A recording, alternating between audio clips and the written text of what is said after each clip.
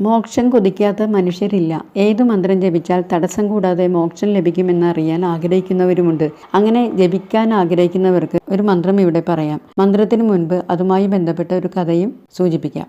ബ്രഹ്മാവിന്റെ മകനായ നാരദൻ ഏറ്റവും നല്ല മോക്ഷമന്ത്രം ഏതാണെന്ന് അന്വേഷിച്ച് എല്ലാ ലോകവും സഞ്ചരിച്ചു. പലരും പല മന്ത്രവും പറഞ്ഞു. പക്ഷേ ജ്ഞാനിയായ നാരദന് അതൊന്നും സ്വീകാര്യമായില്ല.